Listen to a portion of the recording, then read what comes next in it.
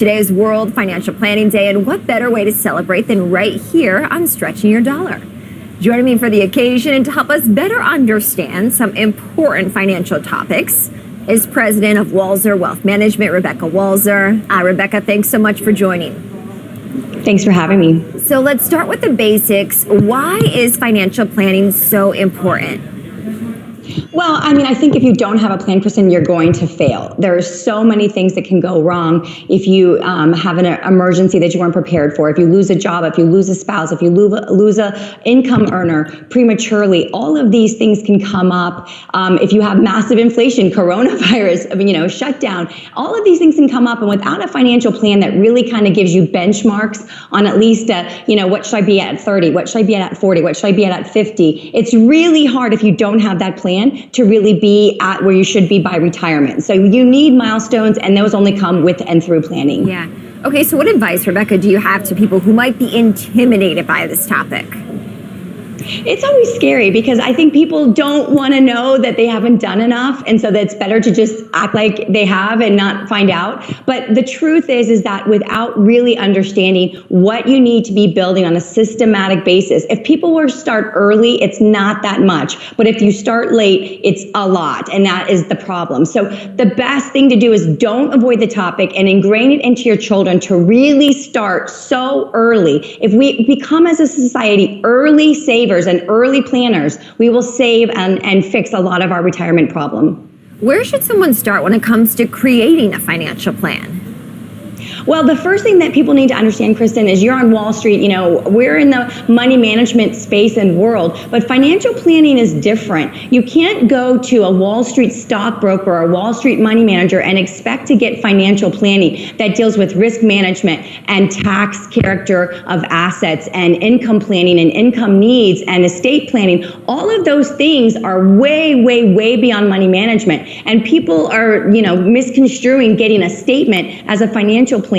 So the first thing to understand is, where do you need to go? You need to go to a planning firm or a planner. It doesn't have, or it could be a big firm. It could be a Wall Street firm even, but it needs to be with the planning department, a specialty department. It cannot just be a money manager. So that's the really big misnomer that we have in financial parlance in America, that people think that everybody's a financial planner, and it's just not true. Yeah. So what exactly does a financial planner do, Rebecca? And do you think it's something that people should consider at what point in their life?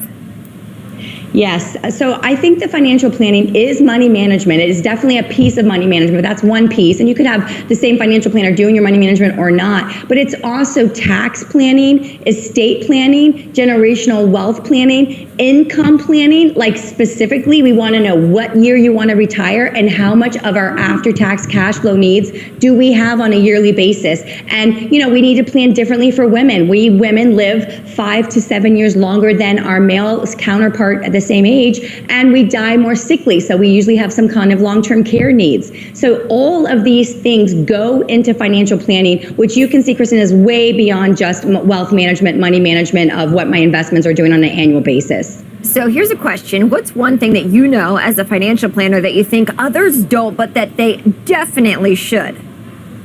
Well, they don't know that you actually have to have a plan. They think that a statement from a Wall Street firm is a financial plan, and everyone's like, "Here's my plan," and it's their actual statement of their balance. And so what I know is that I can reverse engineer. Someone can tell me the year they want to retire and the amount of income they want on an after-tax basis, and we can pretty much give a mortality age based on longevity of their family, and I can know how much at any age someone should have already saved or invested. And if they don't have it, then we can come up with a catch-up plan. So the financial planning process is really reverse engineering, and that's what people need to know all about. What does someone need to know about combating financial misinformation? Oh, wow. This is a huge one, as you know, with the explosion of the internet, YouTube. There's all kinds of people that are prognosticating that are lay people, and there's nothing wrong with that. But just make sure that you understand, if you like a certain person, understand their credentials.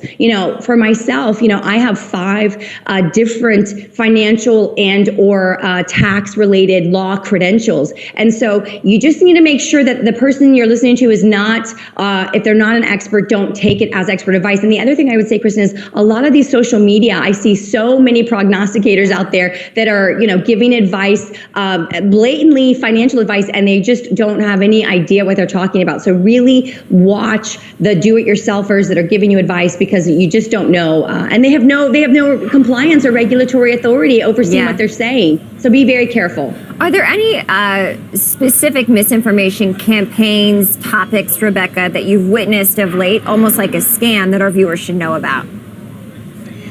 I haven't seen anything as of late. I think that anytime the banking, like we had in the spring, March, the banking crisis kind of percolating up, and you definitely saw a lot of doomsdayers saying, oh, this is the end of America and this is going to be a bank run. And I do see financial transition in process, but I just think that there's a lot of doomsdayers out there that really try to freak people out and ask them to go buy certain things, and just be very careful, because anytime there's any kind of financial, change, and certainly if we go into some kind of financial situation here at the end of this year, Kristen, which I'm expecting the markets to definitely correct, you will have people that are trying to capitalize on that maybe shouldn't be. Okay, got it. Finally, Rebecca, I know obviously coming up with the plans, speaking to an expert is key.